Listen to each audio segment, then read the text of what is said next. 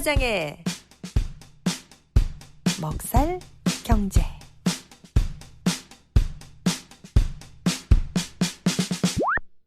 김 사장의 먹살 경제. 김 사장님, 오늘 준비하신 내용은 뭔가요? 미주 동포들의 먹고 살기 위한 경제 이야기, 먹살 경제 시간입니다. 잘 먹고 살려고 열심히 일을 하고 돈을 모았는데 홀라당 사기당하면 어떻게 되겠습니까? 아유, 살고 못 싶지가 먹고 않죠. 못 살게 되죠. 아, 못 먹고 못 그럼요. 살게 되는데 예. 사기 조심해야 됩니다. 사기. 근데 이렇게 조그만 사기도 많은데 요번 주에 나온 이 대형 사기들 이 두 가지가 있어요. 어머, 자, 뭔가요? 이 남자 이름은 트레버 밀턴. 니콜라라고 하는 자동차 있죠. 회사, 네네, 전기 예. 트럭. 이거 이제 그 제로 에미션 이 막 매연 하나도 안 나오는 자동차를 개발하겠다 해가지고 뭐 제2의 앨런 머스크다 뭐다 해가지고 투자자들이 잔뜩 투자하고 했는데 그랬죠. 결국에는 예. 실패했죠. 예, 실패해가지고 결국 어, 기소됐습니다. 그래요? 예, 뭐 되지 않는 거를 주장해가지고 한 거예요. 그 다음에 어머. 밑에 사진은 엘리자베스 홈스, 네네네. 테라노스라고 있죠. 그래서 네네. 여러분들이 건강검진을 해가지고 뭐 피를 피 한 방울. 네. 잔뜩 뽑아가지고 검사하고 그러는데 그럴 필요 하나도 없다. 하나도 안 아프게 정말 한 방울만, 정말 새끼손가락 손톱만큼만 딱 뽑은 걸 가지고 자기들이 만든 블랙박스에 집어넣으면 뭐 앞날에 암이니 뭐니 다 검출해낼 수 있다라고 해가지고 이 사람이 스탠포드에 입학했는데 1학년 1년도 안 다니고 19살 때 자퇴했어요. 맞아요. 네. 나는 학교 다닐 필요도 없다 나는 네. 지금. 그러면서 막 이 혈액검사, 자기들이 추진한 이 혈액검사 하면 앞으로 이 인류의 건강은 완전히 다 혁신된다 뭐 이래가지고 뭐 스티브 잡스나 마찬가지다 해가지고 이 아유, 그럼요. 여자가 진짜 스티브 잡스처럼 까만 옷, 난리였죠. 네. 목티 있죠. 그래야지. 네네, 그 맞아요. 목소리도 스티브 잡스는 남자 목소리 흉내를 내요. 변성을 아유, 했어요. 변성. 그리고 프레젠테이션을 같은 거 할 야, 때 참. 그 전에 그런 거 사업하기 전에는 뭐 19, 20살 처녀 목소리인데 이 투자자들 모으고 나서 이 회사 설립하고 나서는 쫙 목소리도 바꿔요. 어머. 그러고 뭐 신데렐라가 돼요. 뭐 무슨 뭐 여성지 뭐 세계 영향력을 미치는 1위 뭐 재계 과학 몇 위 잡지, 그래가지고 몇십억 불 뭐 돈을 투자를 받고 뭐 임원진에는 전직 사성 장군 몇 명, 키신저 전 국무장관 이런 사람들이 막 이사회 보드 멤버로 다 들어가고 뭐 난리 났죠. 예. 근데 결국에는 이 회사에서 검사를 했는데 그 하나도 안 맞대요. 그 혈액 검사를 했는데 하나도 안 맞고 네. 말짱 사기, 말짱 사기, 아이고, 되지도 네. 않는 일 이런 두 가지 씁쓸한 음, 소식이 있습니다. 두 명 다 이제 감옥에 갈 거고 벌금형 받게 될 겁니다. 그런데 문제는 주변 사람들인 것 같아요. 그냥 이러한 왜요? 몇 가지 상징적인 살짝의 제스처 가지고 야 여기다 투자하면 이제 대박 나는 거다. 뭐 이렇게 주변에서 마치 눈에 병 걸린 사람들처럼 제대로 살펴보지 않고 뛰어든 이 사회 현실이 이게 문제죠. 이게 더 문제죠. 음, 이런 사람들을 키워낸 주변 환경. 근데 많은 스타트업 회사들이 좀 어떤 그런 기술을 갖고 그렇게 더 펀드를 받아서 기업을 키우잖아요. 그 회사들도 조금 처음에는 어떤 기술이 있었던 게 아닌가요? 아니면은 너무 부풀려진 건가요? 아니면 지금 처음부터 이거는 이제 사기 수준이에요.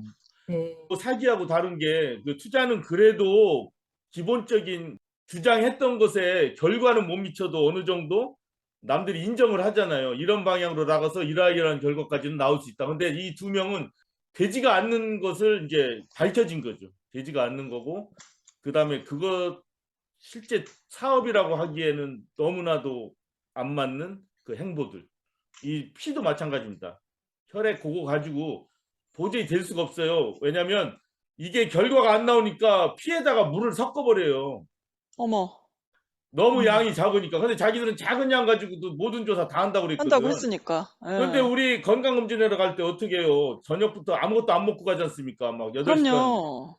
그만큼 피 정확하게 그걸 지켜야 되거든요. 그 용액의 점도나 이런 것들을. 근데 여기는 하다가 안 되니까 물 섞어가지고 검사하고 그러니까 하나도 안 더 안 맞게 나오지. 사기가 아, 돼버리는 거예요. 예. 네네네. 심청희님 질문은 바로 그런 겁니다. 이 사기와 그냥 모험은 어떤 게 다르냐. 근데 거기 법적으로 볼 때 분명히 이거는 사기에 해당되기 때문에 지금 이러한 형을 받았습니다. 자, 오늘 얘기는 사실은 그 크레딧 카드 얘기하려고 그래요. 크레딧 카드. 우리는 사용업자로서, 회사 직원으로서, 또 가정주부로서 크레딧 카드를 결제하고 또 크레딧 카드를 사용하고 그렇게 하고 있지 않습니까? 네. 근데 지금 크레딧 카드 사용량이 사실 점점 늘어나고 있습니다. 뭐 당연한 얘기겠죠. 그 연준의 지방은행들에서 이렇게 집계한 바에 따르면은 이 크레딧 카드 거래량이 이렇게 점점 늘어나요. 2020년에 잠깐 줄어들었어요. 왜냐? 그때 뭐 모든 비즈니스가 그냥 거의 스탑되다시피 했지 않습니까? 그러니까 그렇죠. 당연히 크레딧 카드 사용도 캐시 사용도 뭐 또 다 줄어들었지만 그 전까지는 이렇게 크레딧 카드, 데빗 카드 사용량이 점점 늘어나고 있습니다.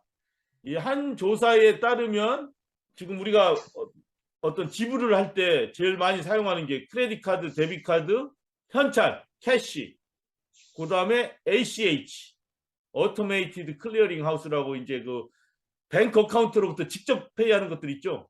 네. 예, 그런 여러 가지 것들이 있습니다. 아마 심창희님 같은 경우는 회사 결제 같은 경우는 ACH를 많이 할 거예요. 네. 그렇죠? 요즘 우편으로 보내면요. 좀 시간이 걸리고 이렇게 잃어버리는 경우도 있어서 저는 거의 95%를 다 ACH를 보내요. 야, 그리고 ACH가 와이어보다 중요한 싸니까. 게 맞습니다. 그 안전하고 빠른 거예요. 쉽게 얘기해서. 라우팅 넘버와 어카운트 넘버로서 직접 저쪽 은행에 가기 때문에 그냥 체크를 보내면 그것이 그 완전히 저쪽 은행으로부터 돈이 올 때까지 일주일, 2주일 걸리잖아요, 사실은. 네. 그다음에 아까 말씀하신 대로 분실의 우려도 있고 그 책이 어제까지는 그 어카운트에 돈이 있다가 또 돈이 없어가지고 또 리턴될 수도 있지 않습니까? 책 같은 경우는. 예. 맞아요. 그런 것 때문에 이 ACH도 지금 사용량이 점점 늘어요. 기업 간 거래라든가 개인이 무슨 전기세 내고 물세 내고 할 때도 ACH 많이 쓰죠. 저도 씁니다. 그래서 이렇게 인펄슨 카드는 우리가 이제 크레딧 카드 가져가서 가게에서 물건 살 때 쓰는 게 이제 인펄슨 크레딧 카드 사용이고 한데 여하튼 이 데빗 카드 사용이 가장 많아요, 현재. 그리고 하루의 거래량이 뭐 미국 내에서 몇십억 불이라고 하니까 그렇게 그 인펄슨이나 ACH나 데빗 카드 거래량이. 그런데 문제는 우리 같은 리테일 스토어에서 그동안 한 뭐 책도 받고 현찰도 받고 크레딧 카드, 데빗 카드 쭉 받아왔는데 이제 책 쓰는 사람은 거의 없어요. 우리 그래요? 가게도. 예. 네, 별로 없죠. 2000년대 초만 해도 책 씁니다. 그때만 해도 뭐 대부분은 책을 써서 받고 입금하면 문제가 없는데 이제 참 리턴 책이 많지 않습니까? 그래서 가게마다 리턴된 책 있으면 식당에도 딱 써붙이잖아요. 캐시 온리. 왜? 나 이렇게 리턴돼서 돈 잃어버렸다. 그래서 리턴되면은 그 당시만 해도 그래도 카운티나 쉐립 이런 디파트먼트에 이런 문제를 해결해주는 부서가 있었어요. 왜냐면 신용사회인데 월스레스 가치 없는 책을 딱 써가지고 자꾸 빵꾸나고 그러면은 그 경제가 제대로 안 들어가잖아요. 서로 못 믿게 되고. 그래서 그런 문제들을 분담하는 부서들이 있었습니다. 빵꾸난 책을 원주인에게 변상을 하게 하고 하는 것들. 안 그러면 적어도 벌금을 물게 한다든가 정말 뭐 이런 조치까지 있었는데 이제는 그런 것들이 없어요, 거의. 그리고 책이 만약에 지금도 누군가가 써서 만약에 리턴되면은 참 곤란합니다. 뭐 20불, 30불짜리 때문에 법원에 가서 이거 찾아주세요 하고 얘기할 수도 없고. 불편하네요, 굉장히. 예, 그래서 네. 누군가 책을 쓰면 참 힘들어요. 옛날에는 책을 많이 쓸 때는 그래도 은행에 전화해가지고 그 책이 괜찮은지 안전한지 충분한 펀드가 있는지 이렇게 조사하고 하는 것도 많았어요. 그런 시스템이 그래도 있어서 책을 사용해도 약간의 위험은 있지만 큰 문제는 없지만 이제는 그런 것조차도 다 안 돼요. 왜냐하면 그 인포메이션을 이제 은행에서 다 안 줍니다. 요새 같은 때 책 받았는데 리턴되면 아주 곤란하죠. 그래서 예. 누군가가 책을 가지고 가서 이렇게 자꾸 쓰려고 하면은 그 단골이 아닐 경우에는 불안해하는 곤란하겠네요. 불안한 눈빛을 아마 감지하게 될 겁니다. 네. 대바님도 책은 안 쓰시죠? 뭐 물건 살 때.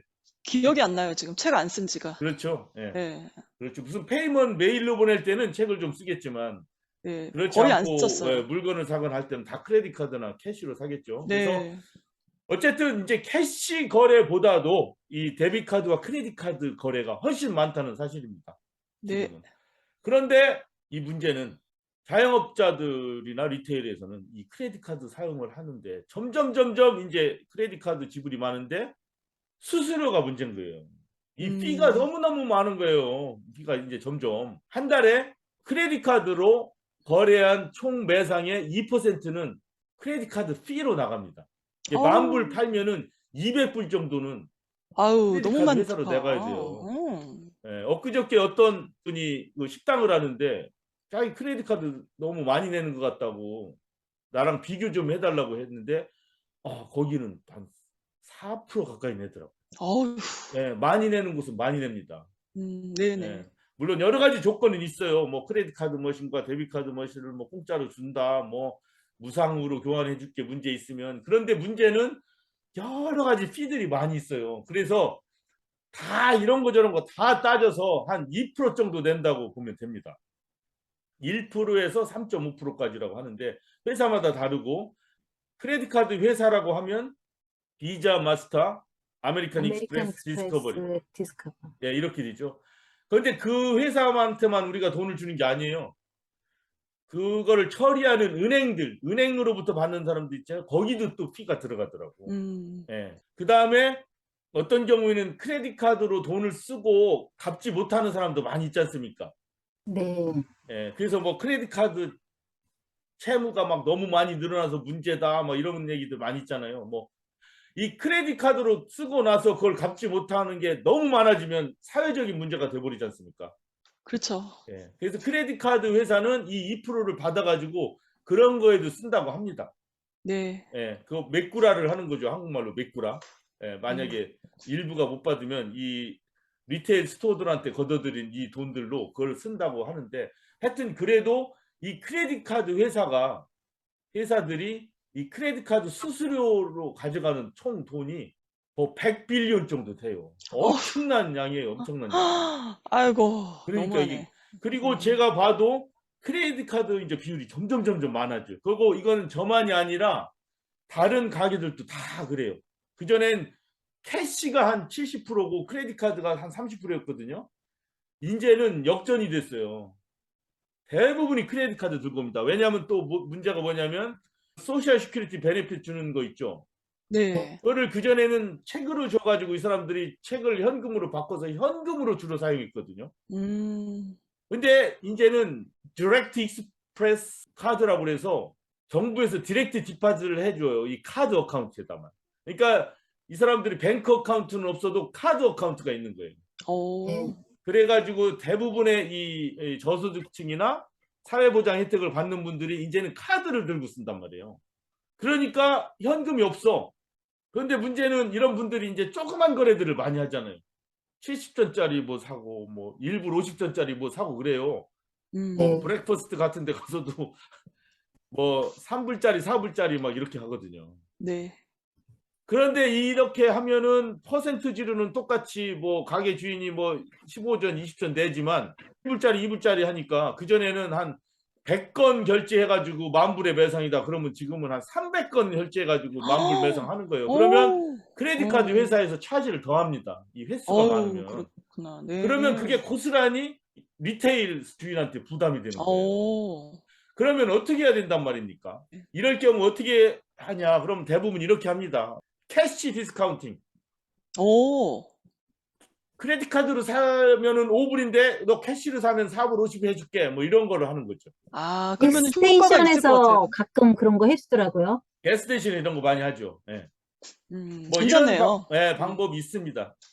근데 이것도 전략을 잘못 짜면은 크레딧 카드로 돈 나가 원래 물건 가격 5불짜리를 캐시로 한다고 또 4불 50에서 50전 손해봐 뭐 이렇게 손해 볼 수도 있으니까 이럴 때는 좀 가격을 더 올려야 되겠죠. 근데 가격을 올리면 또 경쟁력을 잃어버리잖아요. 다른 그렇죠. 경쟁업자한테. 그러니까 참 이것도 막 쓸 수는 없는 문제예요.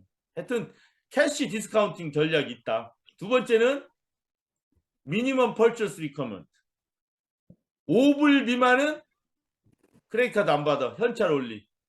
네, 그거 많이 봤어요. 예. 네. 뭐 심청이님이나 태바이님은 잘 모르는 용어이긴 하지만 한국에서는 그런 게 있었거든요. 500 이하 맞세 금지. 뭐 이런 거랑 비슷한 겁니다. 당구 칠 때 500도 안 되는 사람이 자꾸 그 당구 대를 그냥 수직으로 세워가지고 팍팍 찍다가 당구 대 다 찢어지지 않습니까? 그래서 500 이하 맞세 금지. 이런 거랑 마찬가지로 5불 이하 크레딧 카드 사용 금지.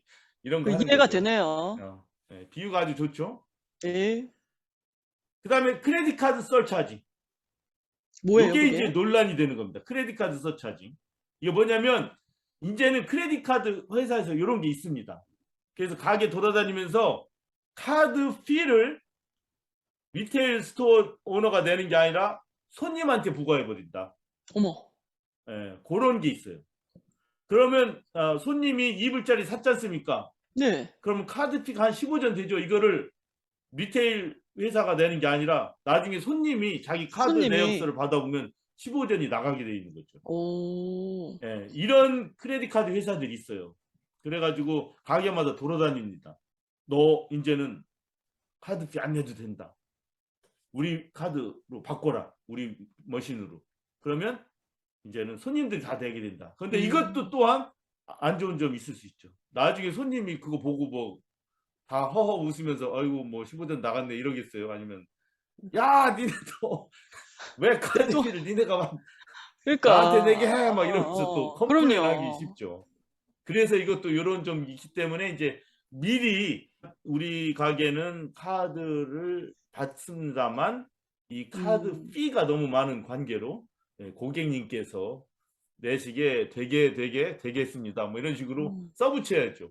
뭐 그렇죠. 그것도 조금의 이제 화를 누그러뜨리는 방법이고 그래가지고 뭐 나중에 컴플레인 들으면 이거 봐라 우리는 이미 공지했다 해야 되는데 뭐 그래도 그거 보고서 또 발길을 돌리는 사람도 있을 수도 있어요. 이렇게 맞아요. 이 제도가 모든 가게가 동시에 동네에서 다 된다면 괜찮은데 어떤 가게는 그렇게 안 하고 어떤 가게는 그렇게 하고 하면은 욕을 먹을 수도 있는 거죠.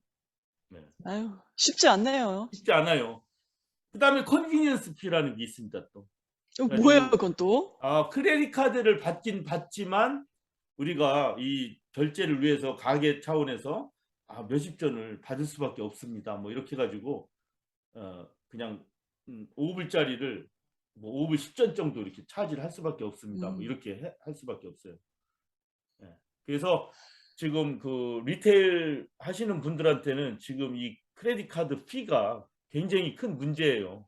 그래서 요거 얘기를 한번 들고 나와봤는데 프로드 발생할 때 저는 그런 경험을 좀 많이 봤거든요. 실제로 저희가 일하는 데서도 경험을 했었고, 예를 들면 이런 거죠. 뭐 아들이 엄마 카드를 쓴 거야. 그리고는 나중에 가서는 엄마가 나는 내가 이거를 허락한 적이 없다. 그래도 관계가 보면 이름이나 그런 걸 보면은 분명히 패밀리 같잖아요. 그럴 경우는 예를 들어 저희 같은 경우는 저희가 그 손님한테 크레딧 카드를 받는 거잖아요. 물건을 팔고. 예. 그럴 때 다 저희가 내야 돼요. 돈, 손해를 봐야 되는 그런 경우가 많이 있었어요. 예, 아마 리테일러들 많이 그런 경험을 할 거예요. 분쟁이 많죠. 그러면은 이제 크레딧 카드 회사에서는 이런 문제가 거의 사실 있진 않아요. 그리고 아들이 뭐 엄마 거 쓰고 하는 일도 나오긴 나옵니다. 자주. 그런데 실제로 그렇다고 그래서 막 빵 문제가 터져가지고 막 왜냐하면 큰 거래 같은 경우는 가게들이 다 그런 거를 조사를 확실하게 하죠.